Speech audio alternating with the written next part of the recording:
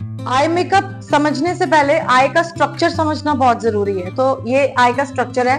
सबसे पहले ये देखिए, यहाँ पर ये है नीचे लोअर वाटर लाइन। कौन सी होती है लोअर वाटर लाइन? ये वाली, जहां आप काजल फिल करते हो ना, उसको लोअर वाटर लाइन बोलते हैं। और उसी के बिल्कुल ऊपर की तरफ जहां आपकी लैशेस स्टार्ट होती हैं, वो है आपकी अपर वाटर लाइन। ये आपकी आई लैशेस की जहां से स्टार्टिंग है, ये आपके अंदर का एरिया है अपर वाटर लाइन। ओके, और ये जो जहां से लैशेस आपकी आ रही हैं, वो है आपका लैश लाइन। ओके, नाउ अब देखिए, ये जो एरिया है आपका, ये एरिया, ये आपका है लिड, अपर लिड, आई लिड जिसे बोलते हैं। ये एरिया आपका आई लिड है। देन आपकी आईलिड, ये जहां से आपका ये डेप्थ आ रहा है, आपके आईलिड और इस एरिया के बीच में जो डेप्थ आ रहा है, ये डेप्थ, इसको क्या बोलते हैं? इसको क्रीज लाइन बोलते हैं। ये क्रीज लाइन है। ठीक है, अब आ जाइए ब्रो बोन पे। ये आपकी आईब्रो है। ये आईब्रो का जो ऊपर का उठा हुआ हिस्सा है, ये जो हिस्सा उठ रहा है, यहाँ ध्यान दीजिए, तो ये आपका हो गया ब्रो बोन। यहाँ आप टच करिए, आपकी हड्डी है यहाँ पे, तो ये जो ऊपर का उठा हुआ हिस्सा है, ये है ब्रो बोन। ओके, और ये जो कॉर्नर है आपका, आईब्रो का लास्ट पॉइंट देखिए और आईज का लास्ट पॉइंट देखिए, इसके बीच में जो ये एक वी बन रहा है, ध्यान दीजिएगा, ये आईब्रो का लास्ट पॉइंट और ये आपकी आई कॉर्नर का लास्ट पॉइंट, इसके बीच में ये जो एरिया बन रहा है, इसको वी कॉर्नर बोलते हैं, इसको आउटर वी बोलते हैं। अब इस तरफ ध्यान दीजिए, आपकी आंख की जहां स्टार्टिंग होती है, ये जो आंख की स्टार्टिंग होती है, ये अंदर का जो एरिया है, एकदम अंदर का एरिया, इसको बोलते हैं टीयर डक्ट, जहां से आंसू निकलते हैं जनरली।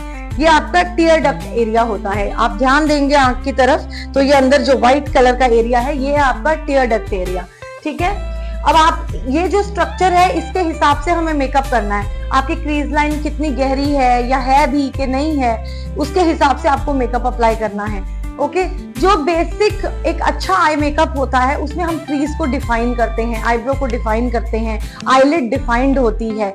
लेकिन कई लोगों की आईज उतनी बड़ी नहीं होती हैं, आई शेप्स डिफरेंट तरीके की होती हैं, तो उसके हिसाब से आपको समझना होता है कि भैया कैसे हम क्रीज क्रिएट करें, आईलिड को विजिबल करें, प्रोमिनेंट करें, ताकि आईलिड पॉप आउट दिखे।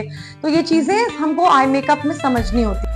आईज की कुछ कॉमन शेप्स को समझते हैं। सबसे पहले close set eyes. Close set eyes कौन सी होती हैं? जब आईज के बीच में बहुत कम डिफरेंस है, डिस्टेंस बहुत कम है, आपका नोज एरिया जो है वो छोटा है और आईज बहुत नजदीक है, उन्हें बोलते हैं क्लोज सेट आईज। फिर आता है वाइड सेट आईज।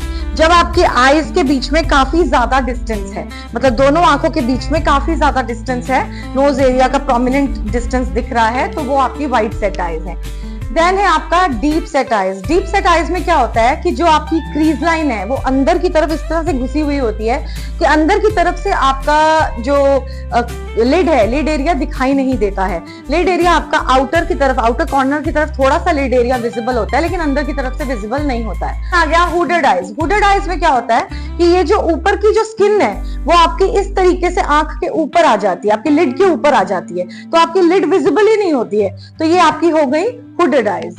देन आ गई almond shaped eyes. Almond shaped eyes क्या, जैसे बादाम की शेप होती है, उस तरह की शेप की आईज होती हैं, इसको इजी तरीके से अगर आप समझे तो।